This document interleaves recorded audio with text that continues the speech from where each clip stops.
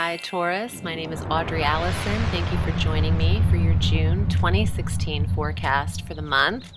It's a beautiful day. I'm very happy that you're here viewing the channel, and if you're new to the channel, I appreciate your subscriptions, and for my loyal viewers, you know I appreciate you as well so much. Thank you for tuning in each month and for subscribing.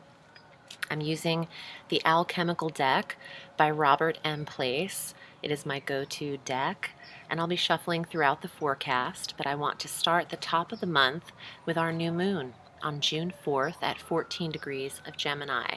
And this is all about your second house, Taurus, your possessions, your self-value, self-worth, your money, your budget, your earnings. So the new moon in this area is new earnings, new intentions about where your money is coming from. It's the only new moon you'll receive in your independent money sector for the year. So set your intentions mentally so they can manifest when Mars goes direct by the end of the month. On the 12th of June, Mercury, Gemini's ruling planet, enters this sector in the second house again. So he'll be there through the 29th of June. Analysis, review, the budget, communications, information, and details surrounding the income. Also, local garage sales and I say local because Mercury governing the third house on the solar wheel has a lot to do with your immediate area, neighborhoods and siblings and neighbors. So garage sales that prove what it is you truly have in your surroundings, what you have as value and possessions you could earn from this. It doesn't have to be in that way, but it could apply. Signing of contracts and negotiations is strong from the whole month actually, but from the 12th on, as Mercury is now direct, officially clearing his shadow on the 7th of June, but full speed ahead through the 29th, signing bank statements or investing your money somewhere becomes important. On the 17th, Venus enters Cancer, the planet of love and balance and harmony, through the 12th of July, entering the communication sector, entering the sector about the relationship with siblings and the communication with neighbors and local travel. Venus is such a beautiful, warm, sensual planet in this third house of communications. You could really sell ice to an Eskimo when Venus is in this sector. People are kind of drawn and attracted to every word that you say, and they're relying on the relay of your messages. Venus does attract and draw in people like Aphrodite does, so sensually, seductively, that you're selling a lot verbally. So this is great for those Taurians who are in sales and needing clients in order to keep up the production of earnings. On the same day, on the 17th, Saturn, who is retrograde in Sagittarius, in your 8th house of shared resources and intimacy, is squaring up against Neptune and Pisces in the 11th house of friendships and clubs and groups and social organizations that you're affiliated with. This square is uncomfortable on the 17th. It creates a discord as these planets are positioned 90 degrees away from each other. This discord exists between your intimacy and your friendships. This is not a day to mix business with pleasure or the sharing of monies with your friends. No loaning of money. Neptune is creating a delusion in your friendship sector, or a nebulous energy. You're not seeing things clearly.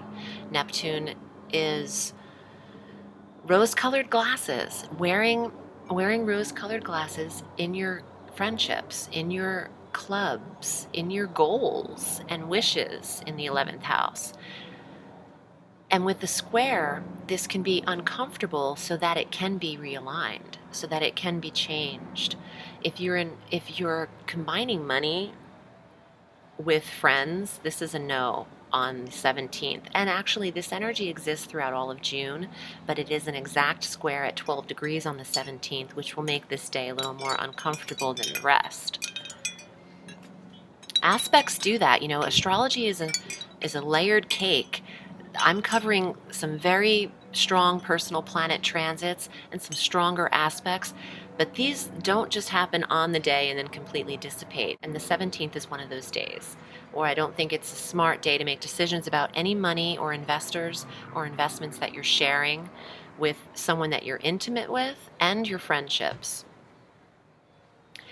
3 days later, on the 20th, we have a full moon in this area of Sagittarius. It's the second full moon that we received in Sag last May. It was at the 1 degree mark.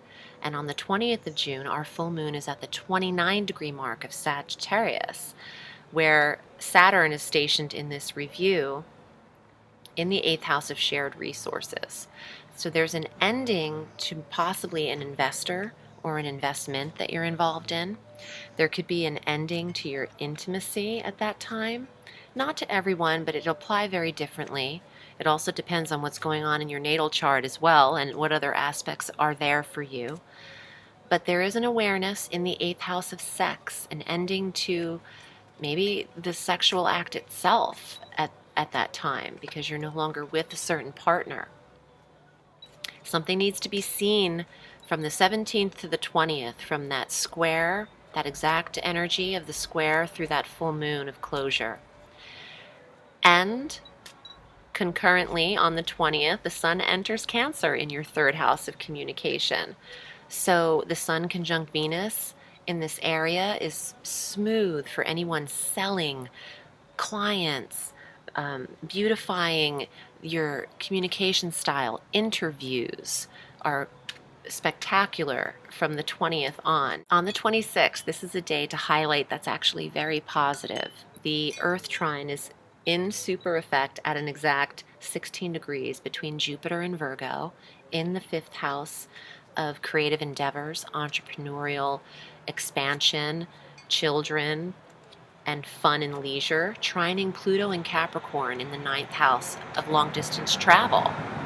Jupiter expanding the 5th house could see some Tauruses becoming pregnant because that has a lot to do with the expansion of the fertility of the womb.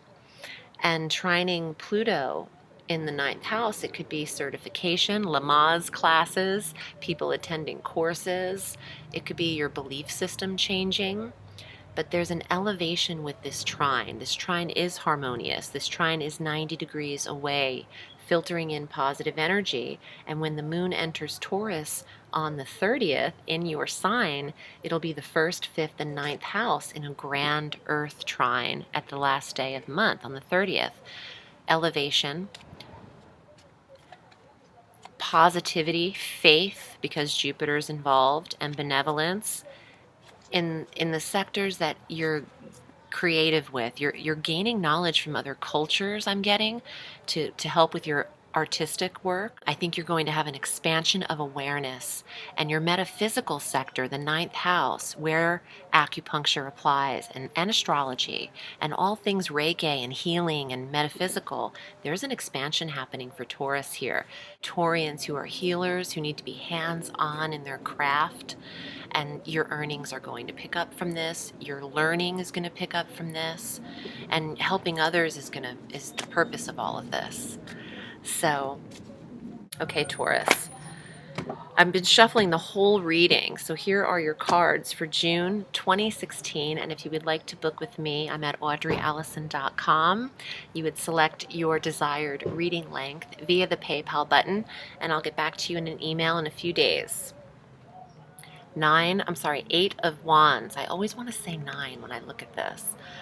Taking something off of your plate. You have too many irons on the fire, and one of these trees needs to be cut down and removed from the scenario. One of these creative endeavors. Maybe you've got a million creative things going on. One too many. The 3 of Wands. This came up in the last reading. I love this card. This is a little trip, taking a journey, travel, movement forward, inspired, creative passion because of it being fire and wands, but travel itself, foreign travel. And Capricorn, Pluto and Capricorn in the 9th house for you, bringing an intensity to the travel.